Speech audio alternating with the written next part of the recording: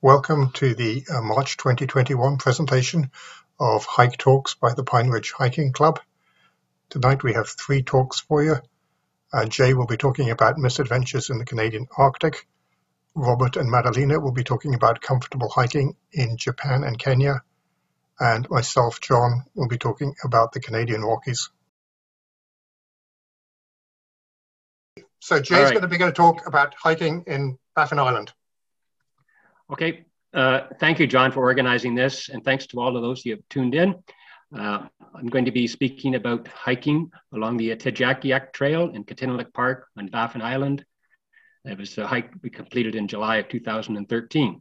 And some regional geography there, there's Baffin Island and the capital of the territory, Iqaluit, and to Kimmerit. And that was the expectation that we would travel from Iqaluit to Kimmerit.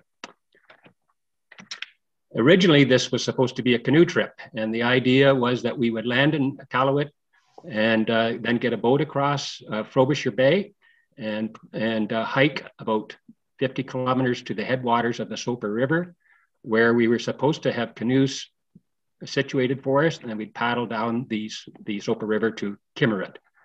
And what happened about 2 weeks before we were to do this, we found out that the outfitter that was going to get our canoes to the headwaters of the Soper River said we couldn't do it. It just didn't work out. And so they weren't going to be there. So we had our tickets purchased and decided, well, let's just go and hike the entire trail. So that was the expectation when we flew up to Iqaluit on the 10th of July, that we would be taking, an outfitter was going to get us across the bay to the trailhead, and then we would do the 130 kilometer trip to Kimmerit.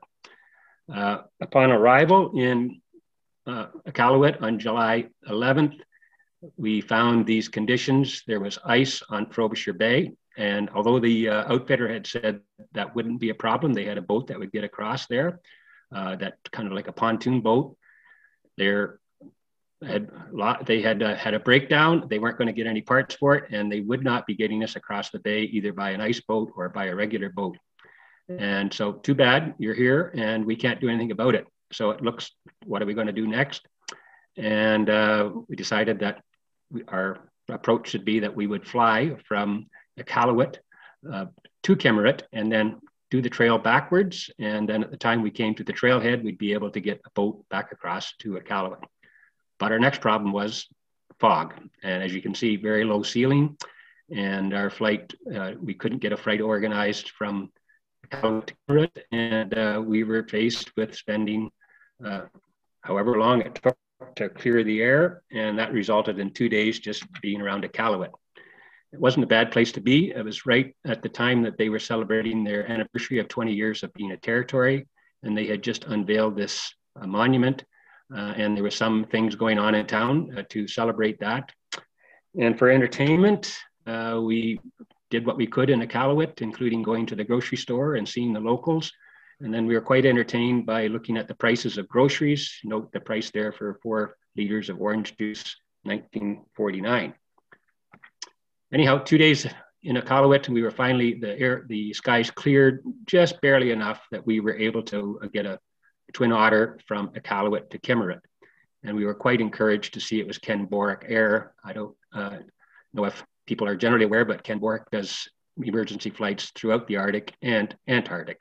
So with the very low ceiling, we were quite happy to have a good quality airline.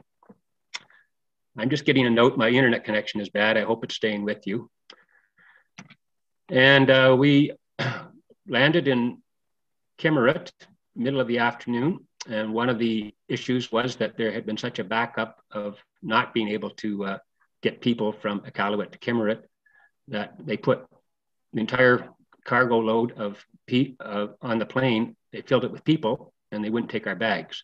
So we spent a couple of more anxious hours in Kimmerit waiting for the plane to return and pick up our luggage and deliver it back to us in Kimmerit. Fortunately, that happened. And about 5 o'clock in the afternoon, we had our gear and we got registered at the park office and we were ready to set out on our trail.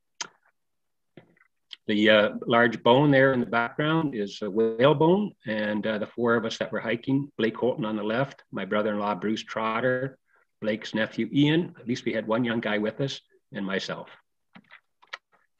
And it might seem quite simple just to follow a river upstream, but the first 10 kilometers of our walk, we had to make our way across land from the village of Kimmerit to where the Soper River dumps into a fjord. And it was, there's no real trail. It was just kind of find your own way, whatever looked best. And so we were spending some time making sure we weren't lost, even though we were only a few kilometers out of town. However, we did make it to the park, Kitinalik Park. It's a territorial park, and it protects the Soper River, which has got Canadian Heritage River status. And that's the point where the Soper River dumps into a fjord. And if we'd been canoeing, I hope we would have found that outlet point before we went into that set of rapids. It was a tremendous amount of water flowing down through there, right at the height of meltwater. Following morning, we started on our trek, and at the start of our trip, we had all our food, all our camping gear, bedding, tents, and each of us was carrying packs of 70 to 75 pounds. The terrain, or the soil there is glacial soil created by glaciation and then the freeze thaw of rocks, which has broken the sedimentary rocks into a coarse sand. And that coarse sand, where it accumulated in gravel bars, for some really wonderful hiking conditions, high and dry, good underfoot, and also a great place to snooze. Once again, high and dry, warm in the sunshine, and we took advantage of those spots to have snooze breaks during the day. So then it was just marching upriver, and there is no trail mark there. It's, as they term it, it's a route. It's not a trail. And what might be good at one time of the year is not so, one season is not so great at other seasons. So we were advised just to pick your own way as you can. I found the scenery in the Soper Valley and that part of Baffin Island to be just exceptional. I've done 7 trips in the territories, all of them canoeing except this one. And to me, the scenery on Baffin Island was as pleasant as any, or maybe even tops any that I've seen elsewhere in the north. We spent, of course, quite a bit of the time near the river, but at other times we climbed up higher onto the plains along this edge of the river, just to avoid steep banks, whatever. For those of you who might be canoeists, the Soper River is it's always fast flowing, crystal clear water. There's not too much outcrop in the river. The rapids that you encounter would all be class 2, pretty much all class 2 or swifts. And higher water season, there are some class 3 rapids. Following along the bank of the river is the easiest thing to do. You're not getting lost, but it can result in problems. And it did happen to us a couple of times. We'd be going along the bank of the river, and then we'd run into steep cliffs like this, and made it some very difficult passages trying to get along the edge of the river. Some points we just had to turn around and come backwards and find another route higher up the mountain, or up the bank of the river.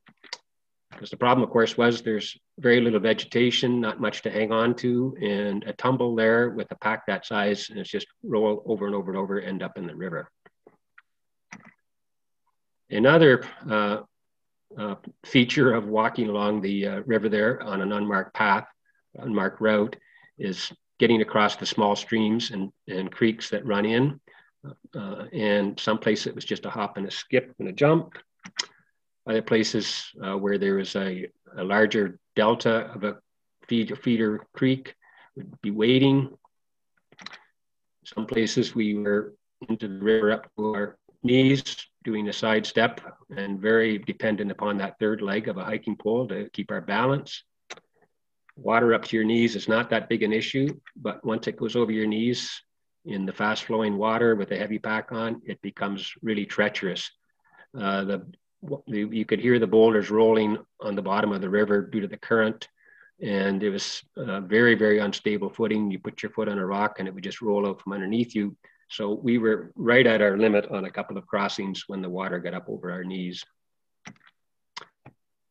We advanced at 2 to 3 kilometers at a time, and then we'd stop to eat.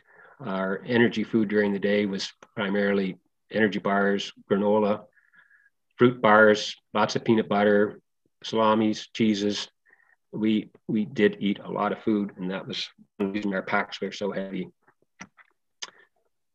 We were never frightened to drink directly from the creeks. The water there, as you can see, is crystal clear. There's very little vegetation in the water because of the lack of vegetation in the countryside. And so just dip into these creeks and enjoy the water, and sometimes even mini glaciers that were not yet melted. Nice fresh water out of them, ice cold, of course. Now, the next hike is going to be brought to you by Comfort Hiking, but this hike is being brought to you by Discomfort Hiking, because in order to save some weight in our packs, we decided we could all fit in one tent. And because it was not COVID times, we could get in there, lay opposite directions, feet to head. 4 of us zigzagged through that tent. And it was reasonably comfortable, and certainly it helped to keep the tent warm. We had to do all our cooking on gas stoves. There's no wood there whatsoever for burning, and our evening meals consisted of dried bagged food, and that fills the gap, takes away the hunger, but it's not really something to look forward to every evening. It's quite salty and not all that great for your digestive system. Something that was not considered was that in the evenings, there's very little to do. It's not too interested in hiking after spending the day hiking. There was no fish in the river at all because there's no plant matter in the river, so there's just no fish in the river. And we had our fishing poles, never caught a fish. And it stayed light all through the night, and no wood for a fire. So it was, even though it was broad daylight, it was just time to get into the tent and be done for the night. Our tenting accommodations were relieved when we came across these shelters. And this shelter, there's several of these along the route. They're there for the purpose of primarily of the native people that are traveling back and forth in this area, but anyone can use them. They're open. That one is 8 foot by 8 foot. 4 of us in there. It made it very crowded. And those outriggers are to keep the shelter from flipping over due to the really strong winds that were encountered. And another shelter is a large halfway point hike, and it's a warden shelter. It's used by the elders to take young people out onto the land to teach them how to live off the land. And once again, it's open to anyone. Quite a luxury. We even had outhouses there, which are off here to the right. It is a building that can be heated, but we didn't have any fuel, so we certainly didn't have any ability to heat it. And it was Spartan, a table and just a few plywood benches to sleep on. But it proved to be a really comfortable place for us at that stage in our trip. And we had to make a decision. We were just at the halfway point, and we'd been warned that the worst crossings of creeks and rivers were still to come. And because we were right in the height of the meltwater season, we were given a stern warning that it's going to be difficult to get across. And so given the problems we'd already had, we decided that we wouldn't carry on and try to complete the route. We would just use that shelter as a base camp and do some day hikes from it, and then return the same route to Kimmerit. So we're at about this point here at the shelter cabin, and the bad crossings were up in this area up here. And so we chose to, as I said, use that shelter for some day tripping. And the first trip that we did, we had probably one of the best days of the summer, the day we did this trip. It was an incredibly beautiful day. And we walked upstream on a river that feeds into the Soper called the Cascade River. And it's a series of waterfalls and ponds that lead up into the small mountains on the side of the Soper. Total rise of about 1,000 feet. Just spectacular barren scenery, very appealing to me. I like open countryside, and the creek feeds from a couple of lakes that are high up in the hills. And then another day we decided we would just walk upriver along the Soper. It was such a pleasure to be able to hike without those heavy packs on and just enjoy the countryside. And we walked up to the point where the Soper becomes navigable. That's the point where our canoe should have been left for us if we had decided, if we were to do the trip as originally planned. Just a word about Inuksuks. This is a tourist attraction of Inuksuks built in Iqaluit, and you'll notice that structure is typical of what we think Inuksuks have been. But the ones that we found on the countryside were pyramids of rocks. And through some research, I discovered that originally the Inuksuks were such as I'm standing by here. But when Martin Frobisher came, he was the first European to visit the Inuit in the 1570s. And he was attracted, of course, to the local people by these Inuksuks. But when they spent their 3 summers there, and they built, of course, religious crosses, which appeared to the natives like this, and the native people, wishing to attract the Europeans to come back to them and bring the trades goods that they had, began to build their Inuksuks in the shape that we now think of them. In the center of that picture, our stone ring, and that we were told that these were sacred sites. We were not to camp at them. We were not to traverse through them, but they are stone rings from the native tent sites when the natives camping on this area would collect stones and pile them so that their tents wouldn't blow away. We had hoped that we would see abundant wildlife. We've been told that we could encounter caribou herds. We did not see herds. We didn't see tens. We didn't even see one live caribou on the trip. This was as close as we got. Many skulls, antlers laying about the countryside, and some beautiful wildflowers. That's some Arctic bell heather, purple saxifrage,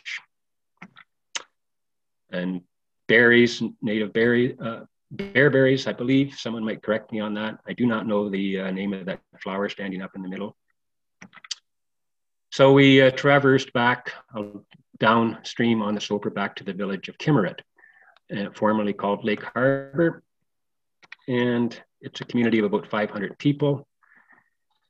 And when we had signed back out, the ranger that signed us out at the park office said, "You guys better get around town, because I told the carvers that there was going to be 4 rich white guys coming around, and they'd all want to buy some carvings." So we had a day and a half to spend in Kimmerit before we flew back to Iqaluit. And we did see these carvers out working, and they were there because they knew we were going to be in town. And the fellow on the left, Danny Pistolik, was working on a piece of white marble. I was quite impressed with what he was doing. And I said, "When will you have that done?" Thinking it might be days or even weeks. And he said, "Oh, I'll have that done by tonight." I said, "Come on around tomorrow and you can buy it from me." And the other fellow there, Michael Kapanik, we bought some smaller soapstone carvings from him. Well, the next day we went back, and Danny had his carving completed, including putting some eyes in it. And Blake purchased that white marble carving. And it's a beautiful piece. The only trouble was it weighs about 60 pounds, and we had to lug it around for the rest of the day before we flew out. And you might, if you go to Blake's florist shop in Port Hope, he occasionally has that on display there. We were told that there were some icebergs that were not usual in that area, and we hired a local to take us out and have a quick tour of the icebergs on Glasgow Bay. And not only were the carvers looking for us, but the native dogs were, the sleigh dogs were eagerly looking at us. And Blake can make friends with anyone, including dogs. I think maybe one of the reasons we didn't see any caribou was it's sort of traditional food of the natives, and this fellow had obviously been a very successful hunter. We were warned about polar bears, but that's as close as we came to seeing one, the skull of a polar bear. The highlight of the whole trip really was the friendships that we made with these three young boys, Natusha, AJ, and Samantha. And they adopted us as our tour. They wanted to be our tourist guides, and they befriended us and led us around town to different places. And in talking with them, Blake, great conversationalist, Blake found out that they had great ambitions. One wanted to be a helicopter pilot, another a Hercules pilot, and the other one wanted to be a ranger for the Parks Department. And we also found out that they had very poor quality material at school. That's the school that they went to, 8-room school, had one computer. And Blake took it upon himself that these kids were never going to realize their dreams if they didn't have access to computers. So when we came home, Blake asked me to put together this version of this slide presentation. We went around to various Rotary clubs and were successful in raising $9,000. And with that, Blake organized shipping those computers up to the school, and with the input from the principal, got the programs loaded onto them that they needed.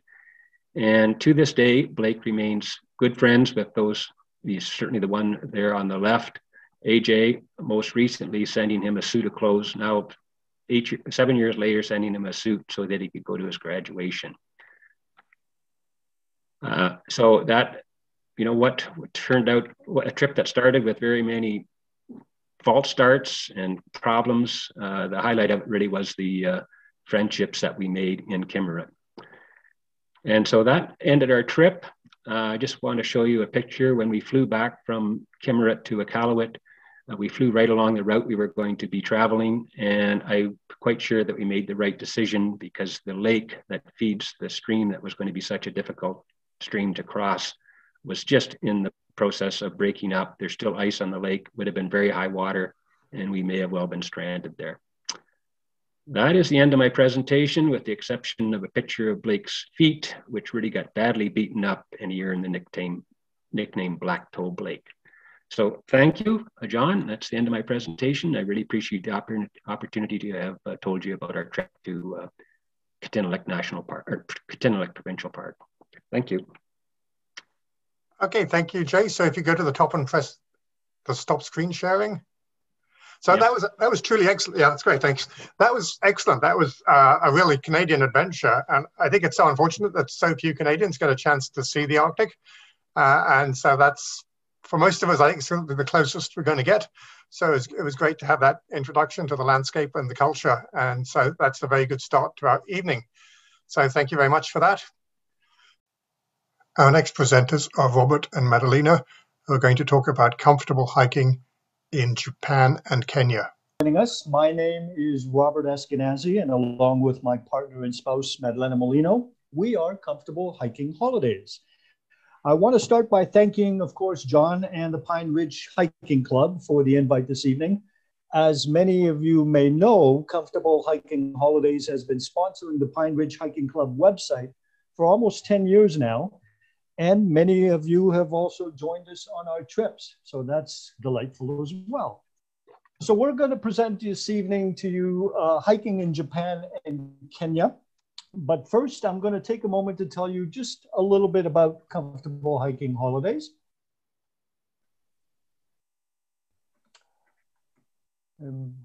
Forgive me, I'm having a little trouble with, here we go.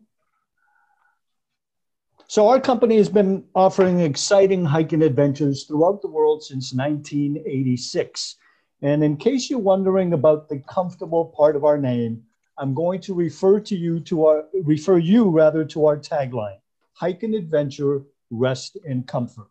What that means is we're going to take you on exhilarating day hikes that can range from light to moderate to challenging. But in the evening, we're going to pamper you. There's no pitching tents, there's no bathing in rivers, there's no camping on any of our trips. You're going to stay in 3- and 4-star accommodations, enjoy a fine local meal, perhaps a glass of wine if you wish.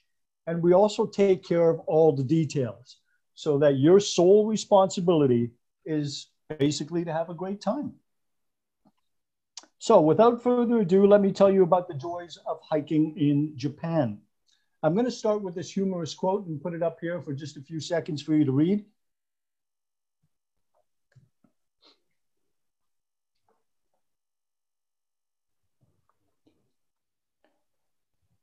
And it always gives me a chuckle every time I see it. And the reason we put it up there is to underscore the fact that all the photos and the images that you're going to see in our presentation tonight, as well as our website and virtually any printed material you may get from us, are actual photos taken on our trips.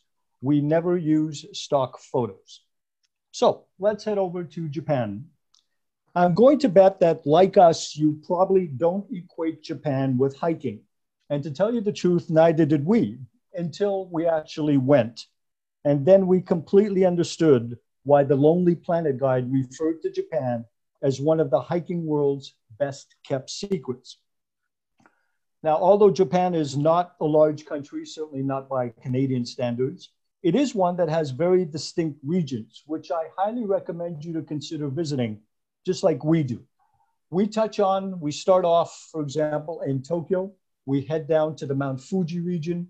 Then we head north to Matsumoto, over to Kamakouchi, Takayama, and conclude in the beautiful city of Kyoto. One question we often get asked is, do we climb Mount Fuji? The answer is no, we do not. And we don't for several reasons. First, it's considered a rather challenging climb. Second, its climbing season is in the summer, and our trip takes place in October. And third, we've been told by local guides that it is jam-packed with hikers. There are a lot of climbers up there, and often you're going to struggle to find a place to sleep or a free room at the huts because it's so busy. So we figured we'd do something a little different. What we do is we hike on the slopes of Mount Fuji, and we get a feel for it, which is pretty exciting in and of itself. And as I'm pointing out in this photo, we're always within view of the summit.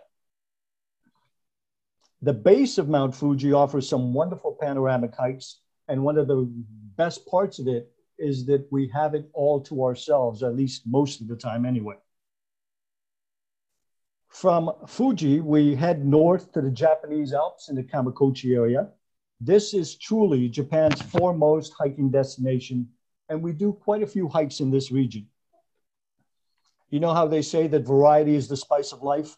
And so it is with hiking as well. In this case, we have different landscapes, different scenery, pretty much making each day special in its own way.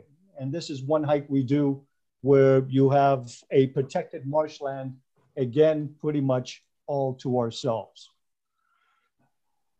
One of the things that really impressed us when we went to Japan is all the Shinto shrines. Now, you may know that Shintoism believes that the mountains, the rivers, the forests are all manifestations of the gods. And as hikers, I can honestly tell you, I really felt that when we were there. Another very popular question we get is, do we go during cherry blossom season? We do not, because cherry blossom season is typically in April. And as I mentioned, our trip takes place in October. But being hikers, we felt that catching the fall colors would definitely be a great bonus. And this photo is a perfect example. We scouted out the trip in June, but as I mentioned, we go in October, and the same exact spot, this is what it looks like in October. And so, as you can see, the rewards are to the hikers that go in the fall, and it's also very pleasant hiking weather as well. If you're going to go to Japan, I also encourage you to rest your feet occasionally and take in the wonderful history and culture of this ancient country. Pretty much what we do on ours. We don't hike every single day. We take different tours and we go explore a bit. One example is our visit to Matsumoto Castle. Not only are the grounds pristine and beautiful here, but to actually take a guided tour of the inside of the castle is truly a unique experience. I highly recommend it to all of you because you are walking in the footsteps of history. If you can tear yourself away from the beauty that is Kyoto, I also suggest an easy day trip to Nara, which is Japan's first capital.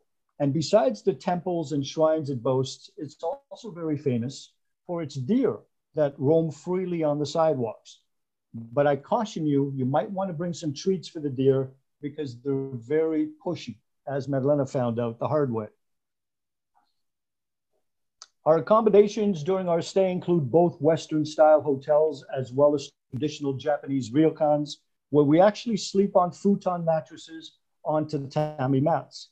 In my opinion, this is a must experience on any Japanese holiday because it's unlike any other place you've probably stayed at.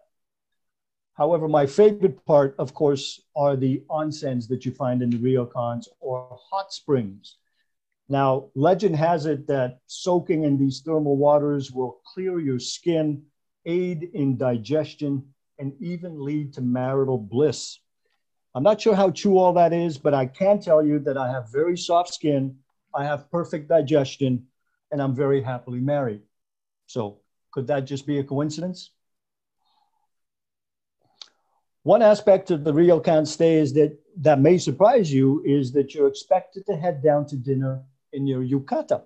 This colorful traditional robe is what we wear at mealtime. We do not wear traditional Western clothing.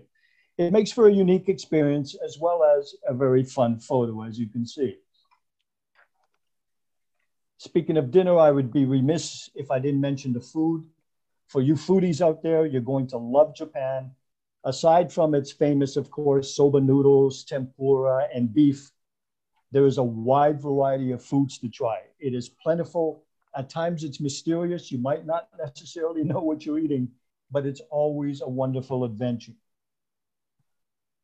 One of the other things I should mention is that there is a language barrier in Japan. English is not widely spoken or seen there, and you may wish to consider going with a local guide, much like we do. It'll just make things a lot easier, even if it's just reading the menu. Now, here's a rare example where we have English on a sign, and we're very thankful that they did because it's the instructions on how to use the toilet. I bet you didn't know you would still need instructions on how to do that. But in Japan, they are quite fancy and quite elaborate, and they do a lot of things that may surprise you. But joke aside, Japan is as beautiful as it is fascinating and worthy of exploring on foot. We highly encourage you to place it on your hiking bucket list. And whether you choose to join us on our tour, which I hope you do, or go on your own, I promise you, you will not regret going. It is now my pleasure to pass you over to Maddalena, who will tell you about the majestic experience of hiking in Kenya. I thank you all very much, and I will look forward to speaking to you a little later.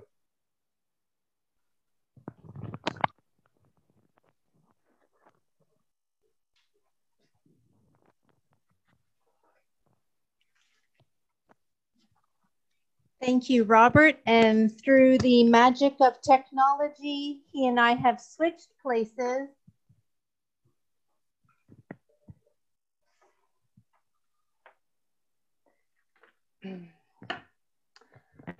So, hiking probably is not the first thing that comes to mind when you think about going to Kenya.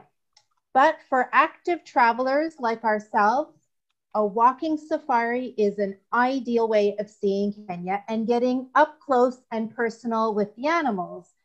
And there are a ton of animals to see. Quite literally, a ton of animals. Rhinos, elephants, a ton. Now you're all muted, so I can't hear you giggling, but this presentation is going to be a lot more enjoyable if you laugh at my jokes. So normally, when you go on a whale watching excursion, for example, or something, like that, no one will promise that you're going to see animals because nature is not like Disneyland. But every single day of our safari, we saw a new animal, one we hadn't seen before. And every day we thought, well, we're not going to be able to top this tomorrow, but we did. There are literally thousands of animals in Kenya, and I feel confident when I say that I saw thousands of animals in Kenya. I threw in the cat picture just to see if you guys are paying attention. Kenya is one of only 4 countries where you can see the big 5. So that's the lion, the buffalo, elephants, leopards, and rhinos. And at the end of the presentation, when we're doing our Q&A sessions, I'm going to ask you if you know why they're called the Big Five. Now, when you tell somebody that you're going on a walking safari in Kenya, the very first question that comes up is it safe? Where there are animals of prey, and by that I mean zebras, giraffes, wildebeest, antelopes, that's where we hiked. The animals might be curious, but they don't approach. And I have to tell you that there is something absolutely magical when you stop in mid-hike to let a herd of giraffes go by, only to have them stop in mid-stride to watch you watch them. Now, where there are predators like lions and elephants and rhinos, that's where we did game drives, so we could observe animals from the safety of our Jeeps. And this is probably what you think of when you think of a safari in Kenya. We traveled to 3 different parts of the country. I'm going to tell you just a little bit about each part, but we started off in the Central Highlands, which is just north of Nairobi and includes the Aberdares National Park. We did a hike deep in the Aberdares where we hiked from waterfall to waterfall. And then that night we stayed in the Aberdares at the Ark. The Ark is where the animals come to you instead of the other way around. And on the ground floor, you can look through the slats and come nose to trunk with an elephant. From the Central Highlands, we moved over to the Rift Valley.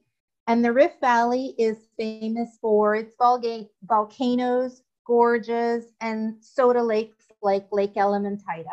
And Lake Elementaita's claim to fame are its pink flamingos. The Rift Valley is also home to Hell's Gate National Park.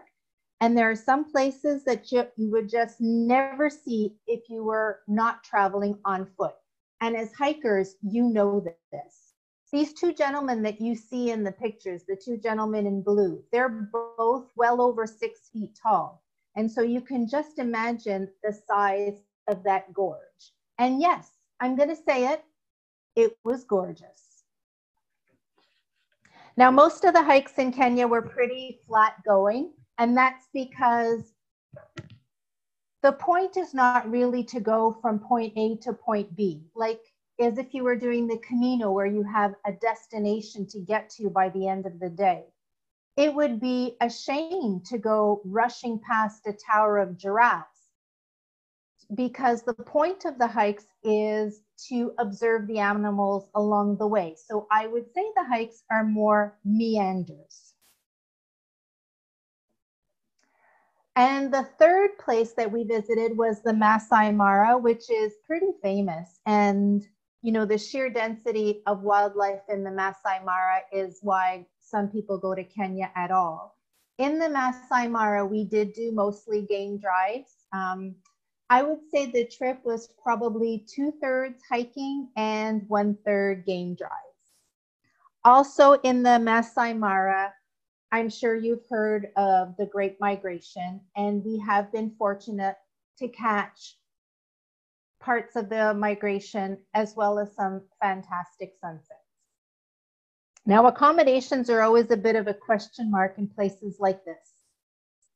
But the accommodations throughout the trip are pretty excellent. I mean, how often do you hear the pitter-patter of monkey feet across the top of your tent? I don't know if you're familiar with the term glamping. It stands for glamorous camping. This is a photo of my tent in the Masai Mara, which came complete with indoor plumbing. Not quite what Jay was accustomed to there on Baffin Island. Whenever we think of going to Kenya or Africa in general, our main focus always seems to be the animals, but we saw and did much more than that. We visited a Maasai Manyata, or a homestead, and the Maasai are, you know, one of the most celebrated tribes in Kenya. They're herdsmen, they're proud warriors. We did the Maasai jumping dance, much to our embarrassment, but the most interesting part, of course, was to sit with them and chat about everyday life. I want to tell you a little story.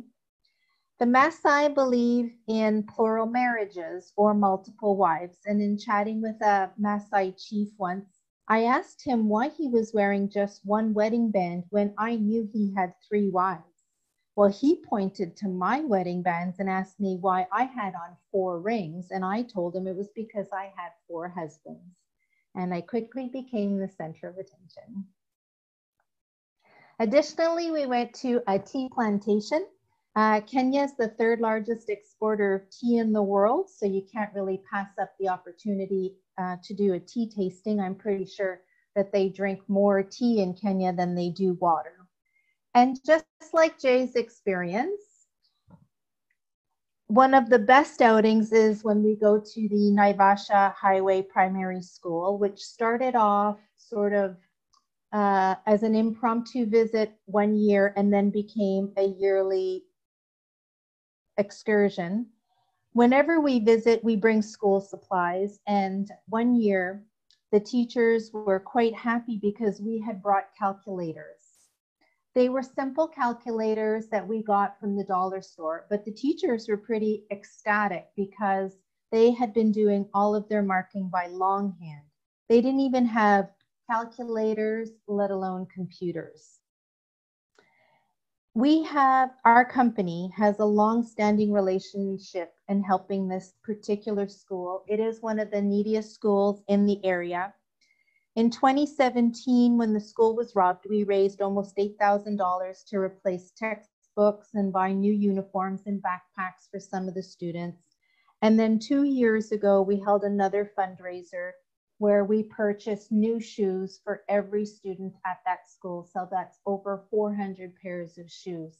And the reason that I mention these fundraisers tonight is because I know that some of you who are participating in the presentation today donated to those fundraisers, and I wanted to thank you.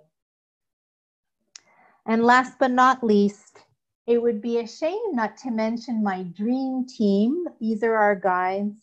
They're all avid naturalists, expert drivers. They're lots of fun, and they have become like family to us. And the trip just would never be what it is without these guys. So all in all, I guess you could say we had a pretty wild time in Kenya.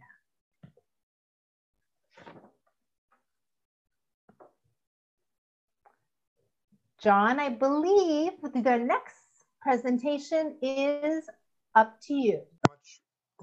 Thank you very much, Roberta and Maddalena, for that excellent presentation about some exotic countries. And so now I have 2 more hiking destinations to add to my bucket list, which seems to get bigger every year. So the final presentation is myself. I'm going to be talking about a trip I did to the Canadian Rockies in September of last year between the first and second waves of the COVID outbreak.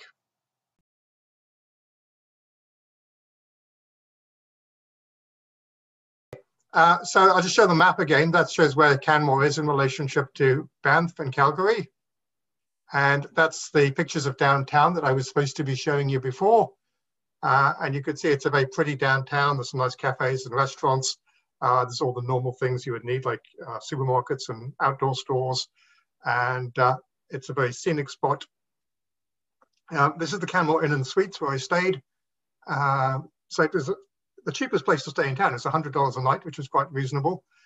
They also didn't provide any service. So I checked in and then they never visited my room. About halfway through the stay, I had them had them empty my garbage can and give me some clean towels. And I was by myself. I had a room with 2 beds. So halfway through, I just moved into the other bed. But very conveniently, they did have a big fridge and a big microwave. So that was convenient. I would get takeouts and reheat any leftovers. They had a pool which was open, but the hot tub unfortunately wasn't. So this is one of the first places I went hiking. This is a thing called Postman's Creek. So this is just a level boardwalk that follows a small stream, but it's a very scenic little walk. So that was quite a pleasant, gentle stroll within the city center. And the other river in the city center is the Bow River. And so again, there's a nice little footpath along there, which obviously, because it follows the river, is nice and level. And so this is another picture of the edge of town. There are a lot of nice houses in town, but I would be very concerned with all the forest fires to be living amongst trees like that. And also with all the risk of flooding, it seems to me that the houses on the left are actually below the level of the river, and it wouldn't take much for them to be completely flooded. So I like the look of them, but I didn't think I'd want to buy them. Another place you can hike in town is this little thing called Quarry Lake. And so I wandered around that, and there was someone swimming in it. And at the background here, you could see Harling, which is the iconic summit that dominates the town. And here's Miners Peak. And later on, I'll show you a hike up to the top of Harling and then across this ridge to Miners Peak. Interesting place just a little bit out of town is the Grassy Lakes. And so these are two lakes. You can just see the town of Canmore in the background there. But these lakes are quite amazing because this really is the color of the lake. The water is this sort of turquoisey color, very clear, very shallow lakes, and very scenic. And it's quite a nice walk because you can walk around the lake, and then there's a little hill that takes you either up to the main road or down to another place where there's another parking lot. So this is the first of my proper hikes. So this is a place called Wind Pass and Wind Tower. So the picture here shows you Wind Tower, and I actually climbed up and across this section here, and I got to the base of this bit, and from that bit it was another hour and a half up a relatively steep ski slope, and I'd actually got lost a little bit in this area here, and also I had to get back. I had an appointment to meet someone in town, so I turned back at that stage. But nevertheless, it was a very scenic hike. Beginning with the bear warning notice. Fortunately, I had some bear spray with me, but not really the welcome that you really want to see on your first hike going by yourself in a strange area. So it's a very pleasant walk up. This was looking back towards the Spray Lake, which is a reservoir. And so it's a nice hike up through the trees. And after an hour or two, I finally came out to this ridge and this expansive view over the other side of the pass, which was very scenic. And then from there, I went along to the right. And you could see in the middle, this is where the pass was that I'd been to. And I then went along a sort of balcony route, which had beautiful views down into the lake and over the mountains in the distance. So I got to this viewpoint here, and from here it was going to be a bit of a hard hike further on. So I just turned around and went back at that stage. So the next day I did a hike called Wasatch Ridge. So I'd arranged through some people I'd met on the internet to have a guide to take me. And so this is a hike that he suggested that we should do. And basically you go up onto this ridge and you get to a certain point where it gets steep and difficult and you turn around and you go back. So this was Bob, my guide. So he actually turned out to be 2 years older than me, but just incredibly fit. He was a trail runner. He does cross-country skiing like hut to hut in the winter. And he's actually now in his retirement time training to be a mountain guide. And the training to be a mountain guide in Alberta is very, very tough. You have to like bushwhack your way down the side of a mountain with a 50 or 60 pound pack and make tent and then go the next day over a ridge and to the next place. They take it very seriously. But part of it taking it very seriously is he has very strict rules about what he's allowed to do and where he's allowed to take me hiking. And so from time to time, whenever I got to a place that seemed exciting and seemed to be the sort of place I would need a guide, he would say, well, that's out of my terms of service. It's out of the practice that I'm allowed to do, because if you slipped and fell there, there's nothing I could do about it. Anyway, so this is Wasatch Ridge.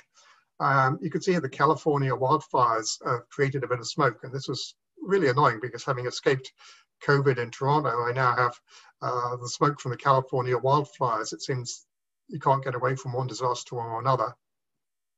So it would have been nice to see these mountains more clearly, but nevertheless, you can see the ridge, and I went almost all the way along this ridge. And that's just me taking a break, more or less at the end point, where beyond this, it became a scramble. And to be honest, I was quite tired, and I wasn't tremendously sorry that Bob said, you know, this is getting too tricky, we have to turn back here. And here you can see the trail going into the distance. This is the way we have to head back. And, you know, as is so often the way, even if you think it might be boring going back the same way, but the whole view and the whole experience was quite different, taking the trail in the opposite direction. So the next day he suggested we do Tent Ridge. And so Tent Ridge is a hike that can be done as a loop. And so from the starting point here, there is the potential to go this way. But at one point somewhere up here, there is a difficult and somewhat dangerous scramble. And so Bob said he wasn't prepared to take me there. So we were going to do this half of it up to the summit here, and then just turn around and come back again, which is a bit disappointing, but nevertheless, it was a good hike. And you could see here the route was quite exposed. It's on a fairly narrow ridge.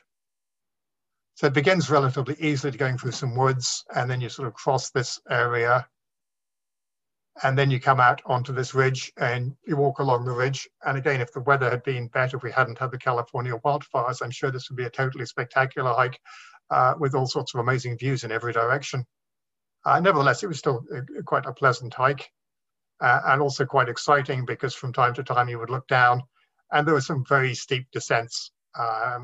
Even this part of the hike that he was prepared to do with me, if you missed your footing, you could be in fairly severe trouble. So after those two fairly moderately tough days of hiking, I took a rest day and went to Banff. And so on the way there's a place called Johnson's Lake. So I did a little walk around the lake.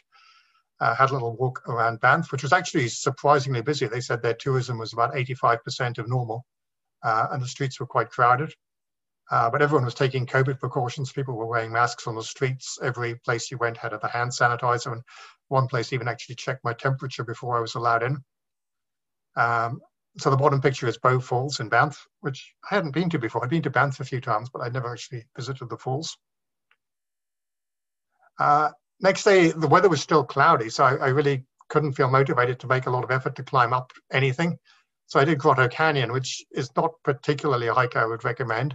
It's basically walking along a canyon, and the cute thing about it is there's one area where there's what they call the Inukshuk Garden, and everybody makes an Inukshuk. So this is my version of an Inukshuk that I made. So this was the hike through the canyon. There were people climbing mountains on both sides of it, just like you're doing sort of practice bouldering type mountaineering. And there was some Indian petroglyphs at one stage. So there was a few bits that were sort of moderately interesting. At the end, it opened out a little bit and you started getting some views. But to be honest, it's not a hike I would strongly recommend. Next day, I decided it was finally time to actually go and do Harling. So Harling is, as I said, it's the iconic mountain that overlooks the town. And this trail has actually been closed for over a year for renovation, and they've done a fantastic job of renovating the trail. So you can see here, they've got the handrail, and what you can't see is that they've actually carved footprints into the rock. And so the places where it's steep, they've actually dug into the rock to make footprints for you. And then further up to the top, there is a whole pile of scree, and where the scree is, at one stage, they built these floating staircases. And so they have a whole pile of big pieces of lumber that are floating on chains. And so they move with you a little bit. And this is a way of just building a staircase over an insecure piece of scree. On the way up, you get to see what's called the east end of Rundle. And this is one of the hikes I thought about doing, but I couldn't persuade Bob that it was safe enough to take me up there. So you can just about see a footpath going up here. But then once you're almost to the top, you have to find your way by scrambling through this rock here. And eventually you find your way to the top. And I thought quite a lot about doing it, but I decided I really didn't quite have the nerve to do that. I just felt that if I'd got lost off the trail, then it would be a very bad situation. So this is the end part at the east end of, so the end part of Miners Peak and Harling. So you start coming up to an area which is scree, and then you finally come up to the pass. And so you're looking down from the pass. This is Quarry Lake down here. This is the Bow River. This is the main road through town, the Trans-Canada Highway. My hotel is somewhere about there. So a pretty impressive view. and then you go off to the left. And it looks really scary on this picture, but in fact, it's not quite as bad as it seems. It is not really a scramble. It's a lot of roost lock and a lot of scree. And you just take your time and you keep back from the edge. And it's about 20 minutes, half an hour from this pass here up to the top of Harling, which is named after a Chinese cook who was the first person, or the first white person, to climb the mountain. And then you can hike on the other side, and there's this nice walk along this ridge here to the middle peak here, which is Miners Peak. And so that was a very pleasant time. I spent a lot of time just up on the top of the mountain there. I had a nice lunch and just hung out for a little while. A lot of people take their dogs walking, and even up at the top of Harling, you'll find people with medium or large sized dogs that they've taken walkies. But this girl had a small dog, and so she was carrying the dog in the back of her backpack, and I thought that was kind of cute. The next day I did a short but very scenic hike to a place called Chester Lake. It's about a 9K hike and 1,500 feet of altitude gain. This was quite popular, a lot of cars in the parking lot, but deservedly so. So you walk through some trees and then out into a bit more open space. The mountain you can see here is Mount Chester. And if you're adventurous, that is a day hike if you really want to make some effort. So here you can see Mount Chester is now covered in mist. So if you made the trouble to climb up there, you may not be able to see anything anyway. So I was quite pleased I didn't bother to make that effort. So eventually you come out around the lake, and it's a very scenic lake surrounded by mountains and scree and by larches. And the water was really clear and very calm, and so there's some nice reflections in the lake. And there's a path all the way around the lake, so that makes quite a nice, easy level walk. And you have some nice reflections in the lake. So the people in Alberta make a big thing about larch season. And so I was here in the middle of September, which is the height of their larch season. So the orange is all the larch trees that are changing color in the fall, and then they'll lose their leaves shortly afterwards. And then finally, the last hike was, as I'll save the last to the best. Finally, the weather got better. And so I did a thing called the South Pocatera Ridge. And here I met up with a group that I'd been dealing with on the internet called the Slow and Steady Hiker Group out of Calgary. And so this is a club very similar to our club that does organized hikes. And they have several hikes. And for various reasons, this is the first time that one had worked out, being a place I wanted to hike and at a time that I wanted to do it. So we went up and did South Pocatera Ridge. So we met up with the group in the parking lot. There were about 15 of us. And the lady in purple in the middle was the guide. Very strangely, nobody on the hike, not even the hike leader, had ever done the hike before. But there were so many people who were doing this hike, and we had all trails for the navigation as well. And really, once you get out there, you follow the people, and it's impossible to get lost. So that wasn't an issue at all. So we walk up through the larches, and you come to this small little lake, and you keep on going. And so it's very pretty, it's very sunny. You can see it's crisp and clear at last, and so getting a nice view of the mountains. So I was pretty happy. Don't look really happy in the picture there, but never mind. And then you see South Pocatera Ridge. That's the brown mountain at the top there. And you can see people beginning to go through the woods.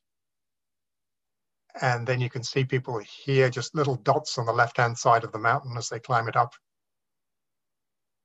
And so it's quite a trudge, but you just follow everybody else.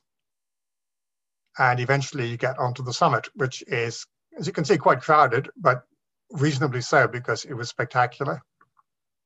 So the view from this, that's me on the summit doing my little wave for Instagram. And so this is the view from the top. And so this is the Pocatera Ridge. And so if we had more time and energy, you can see that there was a trail that connects all these hills, all the brown hills. And you can go along the whole length of this trail, and then you can come down to the road at a different point. and then you either have to hitchhike or have a carpool or something to get back.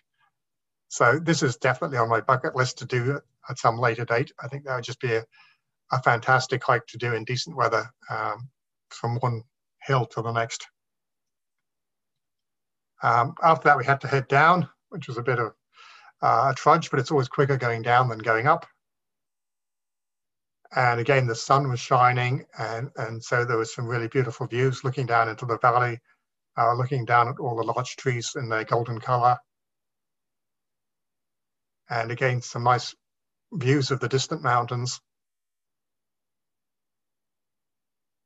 And so that was the end of my hiking. I drove back on the back roads. I went through Cochrane, which is an interesting place. It has a historic downtown with some interesting buildings and also a famous ice cream shop.